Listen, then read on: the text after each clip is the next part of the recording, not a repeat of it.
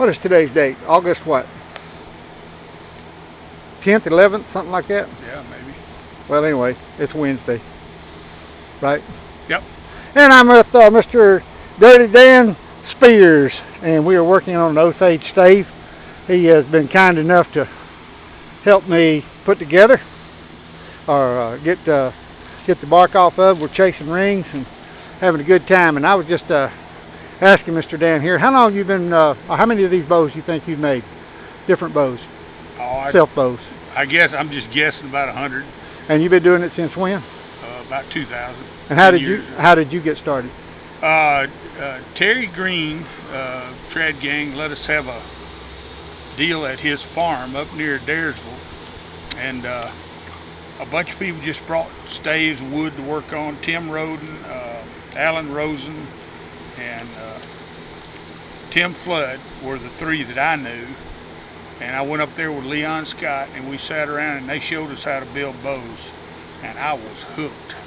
I had my first traditional shoot. I had to buy a used fiberglass bow from Len Busby down at Tomachichi to even shoot, and I said, I got to build myself some left-handed bows. So I built a fiberglass bow first, wasn't satisfied, and I said, I got to build wood bows. When I started. Show us some of the tools we're using, Dan. Okay. The first thing you start with, of course, is a good draw knife. And draw knives, of course, work with the bevel side down. You put them on the wood, and you peel off the bark and the subsequent layers of wood until you get down to the yellow wood in the case of Osage. And then you use a rasp. This is a thing the horseshoers use to shave hoofs. It's good. They're available at Tractor Supply and other places like that. There's a Shinto rasp. Tim Flood likes this. You can buy it at Home Depot and stuff. They're real aggressive. I use a toothing plane, which is good because it only takes like a 64th of an inch. Little striations in the wood.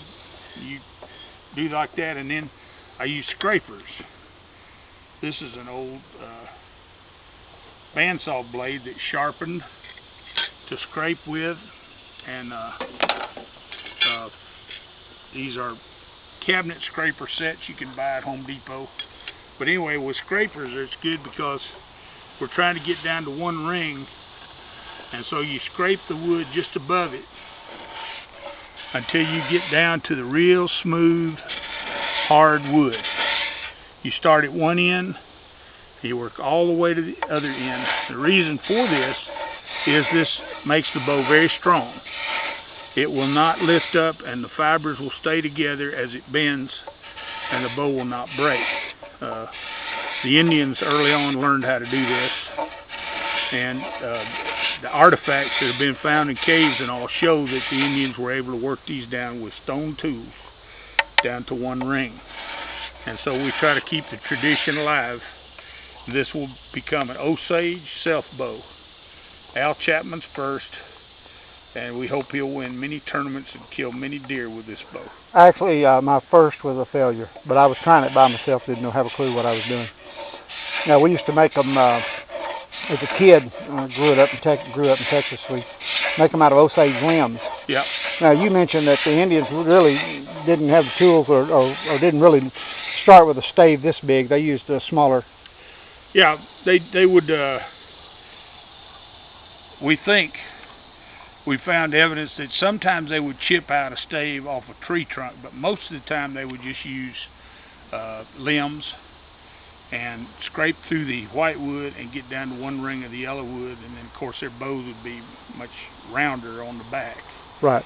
And then they'd either leave them like that, or if they wanted a short bow for hunting buffalo, then they would put sinew on the back, which can be done, and you can make a really good bow that will pull 28 inches and only be about 44 inches long. Yeah.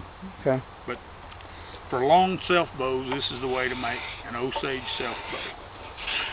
You scrape, you just go real slow, and you scrape, and then you put I like to use this toothing plane.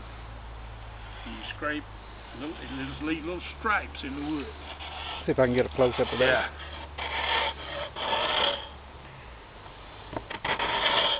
And these little stripes in the wood, you can see the white wood here, and this is the wood we want to get to. This is right below.